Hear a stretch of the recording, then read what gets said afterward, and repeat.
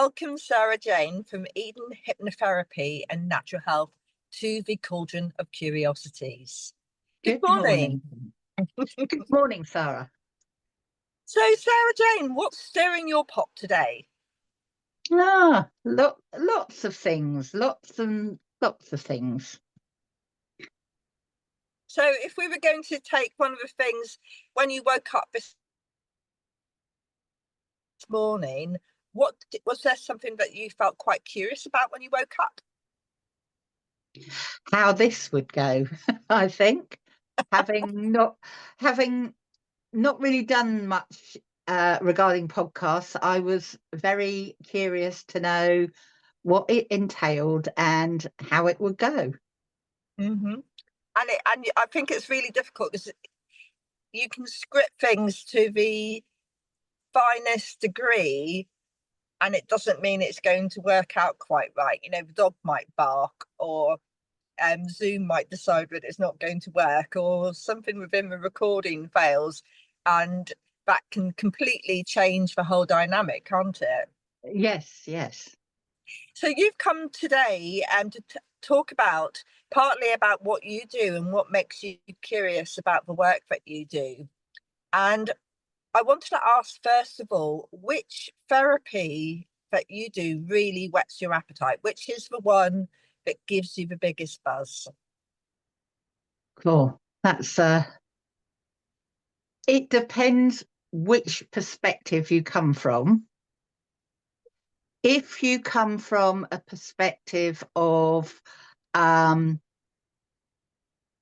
suppose, safety and familiarity, then it's my massage. When I started out 25 years ago, I started my training for massage as a holistic therapist. It just seemed to come really natural, and it's my bread and butter. It's what keeps me going. It's what brings people back time after time and recommending, and has continued for the last 25 years. And it's just as soon as I put my hands on somebody who has some kind of sore muscle, tight muscle, shoulder problem, back problem, my hands just seem to know exactly what is needed and where to go. Mm-hmm. However, over the years, I've introduced various extra techniques into my massage, mainly because, being realistic, 25 years of massaging, my hands have got to the stage where they don't want to be doing it so much. So quite soon after I finished my training, I introduced the hot stones, and I learned that with a guy who was a what was he? He was a chiropractor, I think, and he used them within his chiropractic business. And I found the therapeutic benefits of them incorporated with the massage to be phenomenal. So I always use hot stones. I always use aromatherapy oils, because within the holistic training we did aromatherapy, though it be to quite a low level.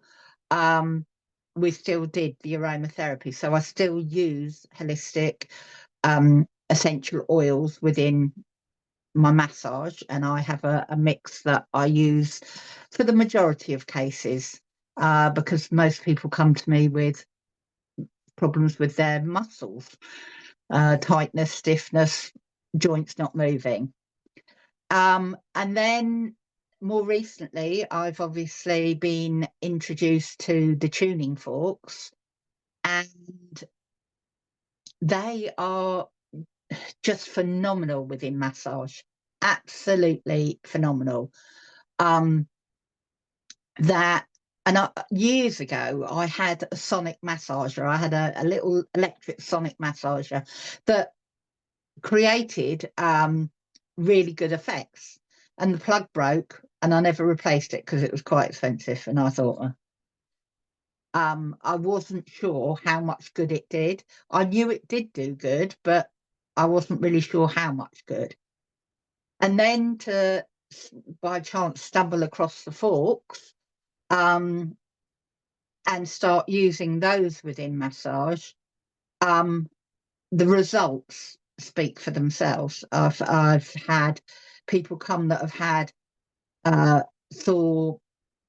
I had one guy who came and it was under his shoulder blade, and he'd been trying various things for weeks and it just wouldn't go. And within 5 minutes, using massage oils, stones, and then the forks, 5-7 minutes, it was gone. It literally, I could feel this knot just disperse. And he's not had an issue with it since. So, and he actually came back at the weekend. He had a problem with his lower back that he'd been really suffering with, and he just wanted me to sort it. And he texted me later that evening to say it feels so much better. So the forks speak for themselves. So that is turning into much more of a passion. But along the way, I'd also sort of switched from doing manual healing to working verbally with using EFT tapping, counselling skills, metaphysics, to get people to understand more about their problems. I also do something called timeline therapy. I don't know whether you've heard of it. It's quite similar to sort of inner child work. Do you want to tell us about the timeline therapy? Timeline therapy, yes. When I originally trained to do my hypnotherapy, it was an aspect of the course, and a guy called Tad James created this therapy, and it's about you having a timeline and being able to go up and down your timeline. You can go into your timeline and you can revisit events and either remove them, change them, or whatever is appropriate. And by doing that, it then has a knock-on effect in how you feel today because you've changed an event from a long time ago. I now use that not only as a sort of a talking therapy, I will also incorporate the EFT tapping into that. I'm very much about learning lots of things and putting them all into the pot and seeing what works best for a certain person.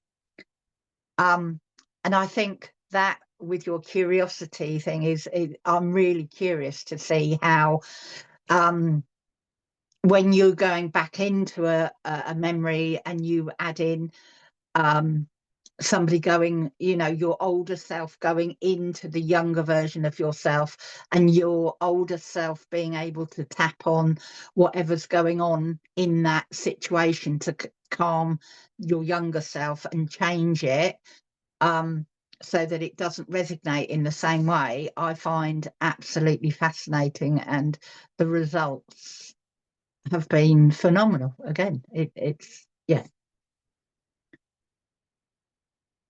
So what percentage would you say you do physical versus mental treatment?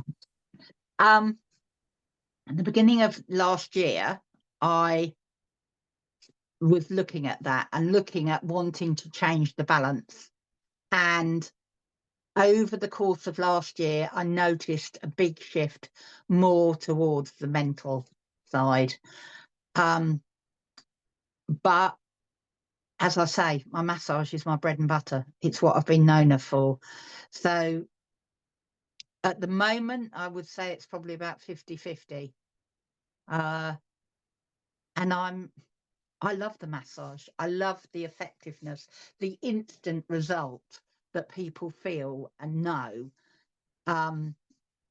With the mental health work, it takes longer and it takes a bit more time for them to actually see the adjustments. And obviously, it's not me doing the work. I'm giving them the tools and assisting. It's down to them to make the changes themselves. And sometimes that can be very difficult when whatever is going on for that person actually serves a purpose for them. So though on the outside they want to change, inside they don't, because it for whatever reason it's serving a purpose. It's interesting, isn't it? Because what you say about the outcome, how does it benefit the individual? Because sometimes we see that getting well might not actually benefit the individual, Yeah. but they No, might not realize that. And that's actually quite a difficult thing for them to come to terms with, that very much. being sick or being where they are serves them. It's got service, and Yeah. it's exploring how do they let that go, especially if it's supporting their lifestyle, you know, like having Yeah. money coming in, for example. That can Yeah. be very difficult. Yeah. So you mentioned that you started 25 years ago with massage. So what did you do? Was it Swedish massage, or what did you do? I did the, I think it's called IHHT course, which was a course specifically in holistic therapy. So we did things like we started off with Swedish massage, then went on to learning about oils and did aromatherapy massage. We did reflexology, we did nutrition, we did counseling. What else did we do? Oh, business studies. So it was like a whole encompassing course about holistic therapy and how to be a holistic therapist. Not that if you say to somebody you're a holistic therapist, they haven't got a clue what you mean. And they often say, what is a holistic therapist? And trying to explain that it's, you come to me, say, with a bad back. Okay, we can work with the bad back with the massage, but then we look at the whole picture. Why have you got the bad back? What is there an emotional issue associated with the bad back? Is it a lifestyle change you need to make? Is it a work change? You know, what's going on out and around? So we're looking at the whole person, not just at the issue. But trying to get people to understand that at times can be challenging. So do you put out any marketing or promotion material that explains to people what you do? Yes, I have a young lady who does my social media who is phenomenal. I'm not tech savvy. I'm myself are dyslexics, and sometimes if I try to put down what I want to say, I understand it perfectly. Somebody else looks at it and thinks, what the hell are you on about? So I have a young lady who does my social media, and once a month I have to send her what I'm wanting to cover, and she creates the most brilliant, amazing posts for me. But yes, she will explore various avenues and explain things how I want them to. And do you want to share her name? Her name's Chessie Embleton. I think that's what she's going, because she got divorced or separated. She's on Instagram, and I'll have to send you the link for her. Yeah, no, that'd be brilliant. Thank you. Because she also does, I'm going to do a course. she does little master classes that are a couple of hours long on Zoom, and they're 10-15 quid. And yeah, so I'm doing one on how to do reels, and I'm then going to do one on Copcat. I don't know, something that you edit videos with. Okay. So yeah, she's really good, knows her stuff. Yeah, and I'm That can be privileged. really helpful, can't it? Yeah, and I'm really privileged that I was her first sort of client when she went out on her own. She was working as a marketing assistant for a family company, and she really wanted to do her own thing. So I was her first social media client, and I've been with her probably about 2.5, 3 years now, and I've noticed the change, and how people now do find me through Instagram and what have you. Not as much as people may think. You know, you get that, you know, you do these wonderful posts, you spend hours doing these posts, and actually, in the scheme of things, very few people look at them. Yes. But it does, what I do find is obviously recommendations. People will recommend you, and then people will then look at my Instagram site and they can see what goes on. Yeah. I also have quite a few little videos on there. We do a filming session every now and then, and I'll do a little filming sessions. So there's little tapping scripts that you can follow along with. So if somebody's feeling overwhelmed today, they can go on there and find a little tapping around overwhelm. They can find one around anxiety. So that there's stuff there to help people on a day-to-day basis without having to necessarily pay to see a therapist. Okay. And you mentioned the word tapping there, which I understand what it is, but can you explain what tapping is to our listeners, please? Okay, tapping is EFT, emotional freedom technique, and it's where you tap on ends of meridian points, which are the energy centers that go through your body. And it has been clinically proven that by tapping on these points, it calms the amygdala, and also it reduces cortisol. Cortisol is the hormone that you release when you go into flight and fright. It's your stress hormone.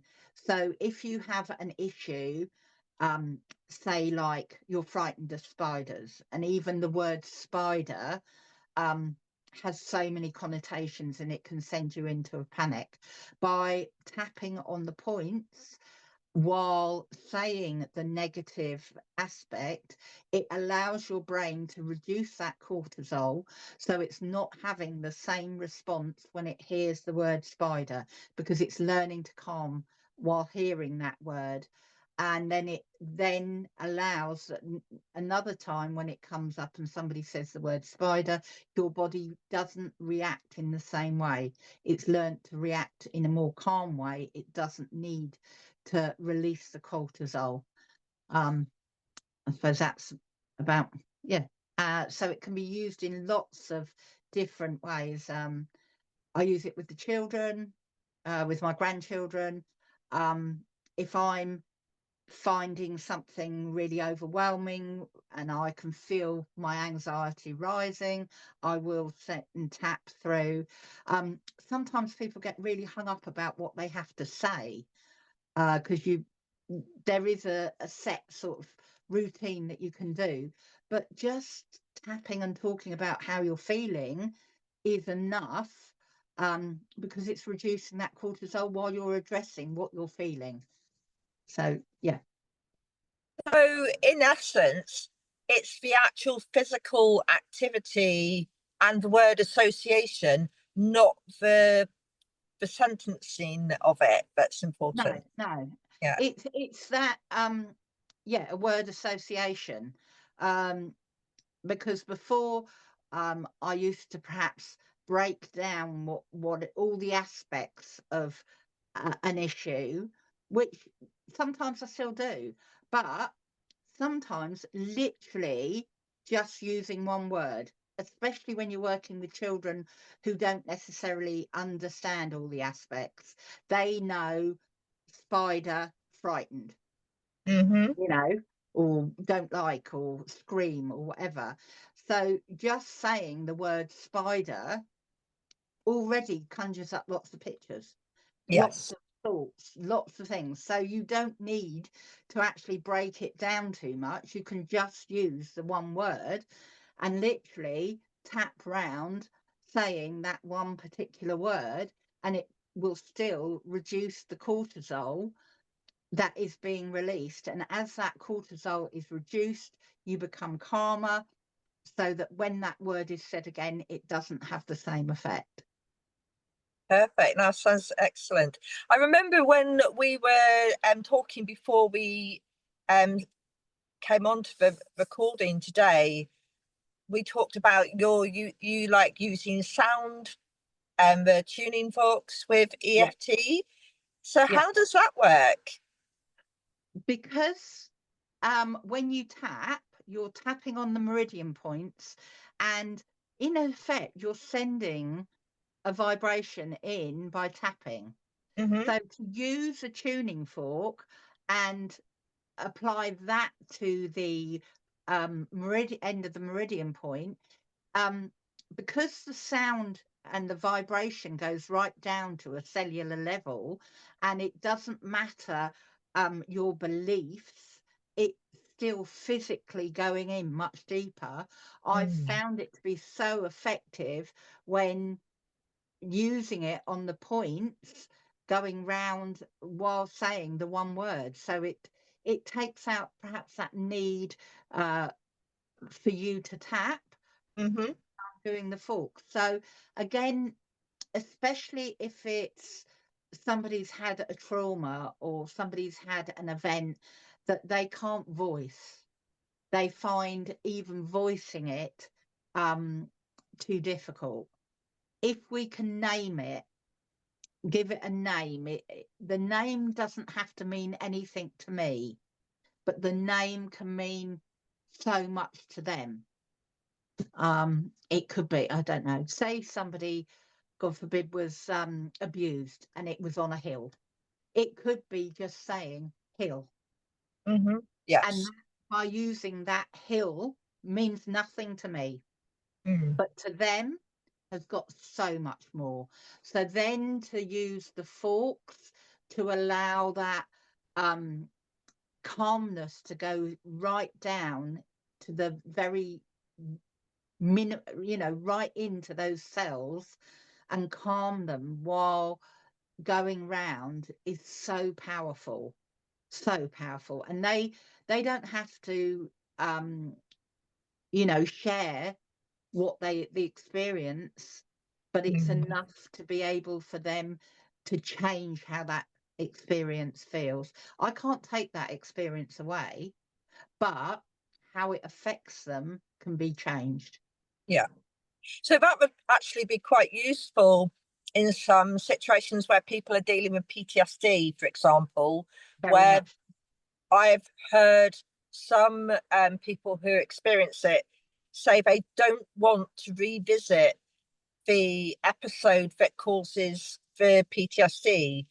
So doing something that works without the requirement to talk about it Yeah. would be quite useful for them, wouldn't Yeah. it? Yeah, yeah, definitely. Definitely. And not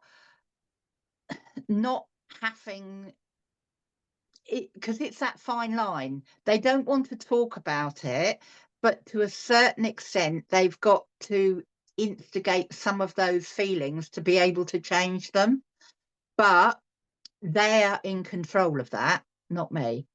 So, to what extent it goes in, um, and again, it can be done quite slowly. They could start with one part of it, one aspect, for them to then start to feel calm about that, for them then to be able to go a bit further and learn it.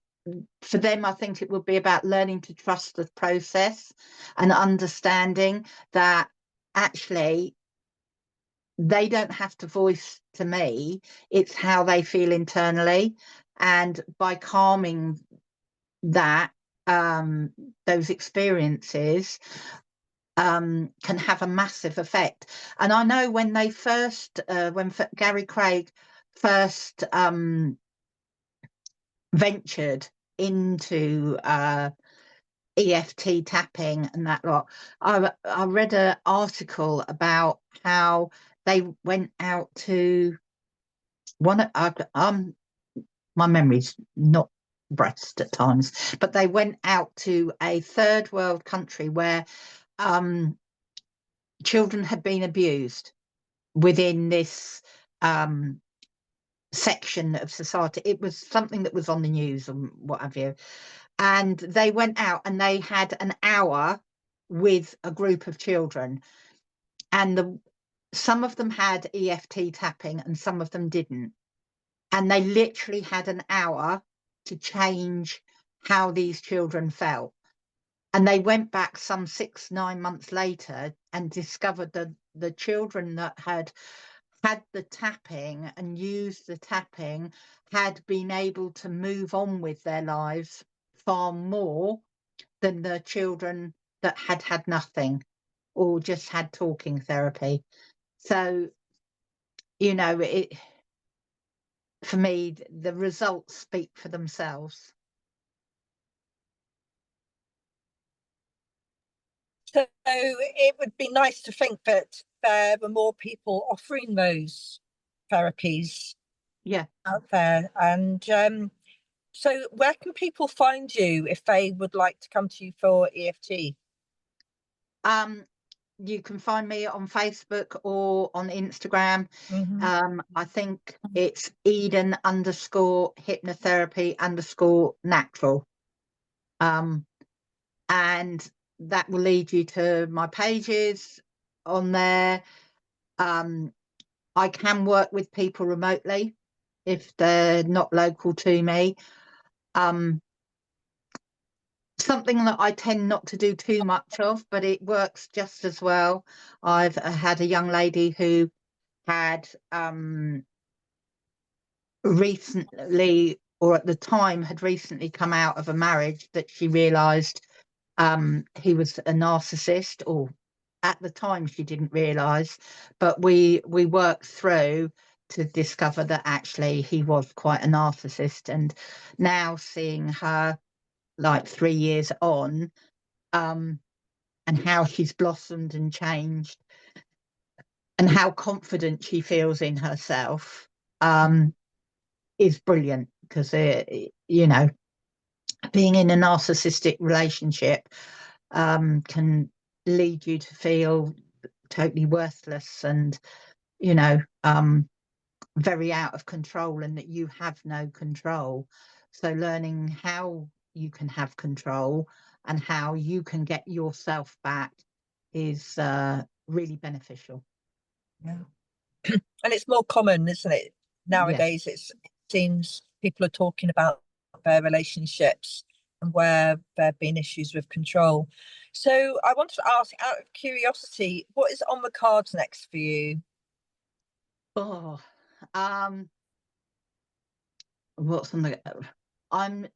I'm doing this year. I've recently had a knee replacement, and last year I felt the whole year was waiting for this operation to happen, and for various health reasons it didn't. Well, it's happened now, and so this year I had a meeting with Jessie, and we have planned out a lot of workshops and meditations that I'm doing, that I want to do over the course of the following year, because I find in a workshop situation you're able to help far more people in a sort of shorter space of time, to introduce some of these tools that they can go on and help themselves. If they then feel that they need a bit of one-to-one, they can come to me and join me,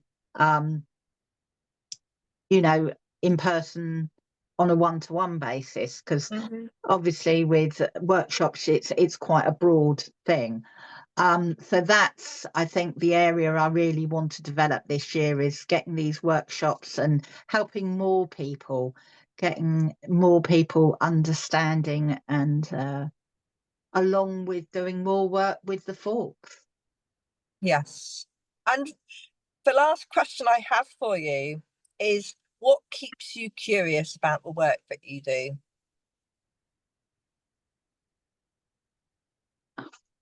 I think, having spent the whole of my childhood up until my early 20s, probably no, late 20s, believing everything that was said to me as a child, because at that age dyslexia wasn't recognised, so I was considered to be thick, stupid, didn't listen, various ways, of, why don't you get this right, to suddenly doing an access course when I was probably 26, 27, and discovering, one, that I was dyslexic, and two, that I actually liked learning. So for me, I now just love learning, and I'm always curious to know more. Curious to know that I've got more tools in my toolbox to be able to help more people. Yeah. So that's what keeps me curious. Oh, thank you very much. And do you have any recommendations for people listening today, Sarah Jane? As in what aspect? So are there any books that people might like to read if they listen to what you've explained? Say, for example, EFT, is there a particular book that you could share? I'm one for audio books. So I'm a strong believer in, you have to actually go with what sounds right to you, because what I may enjoy as a book, somebody else may not. One book I would definitely say every person needs to listen to is The Secret, by Rhonda. I'm not sure of her surname. But The Secret opens your mind to thinking differently. It allows you to see how much more control you can have of your own life and your own destiny by thinking differently. And I'm a strong believer in mindset is 100% key to the changes you make. No, I agree with you. Mindset has a lot to do with our motivation, where are we going, and how we perceive life, doesn't it? Yeah. And learning control is something, it can be, and we can do that step by step. It doesn't have Yeah. to be a huge jump. We can do those as little bits and pieces. Oh, Yeah. thank you very much for coming along today, Sarah Jane. Thank you. Thank you for asking me, Sarah.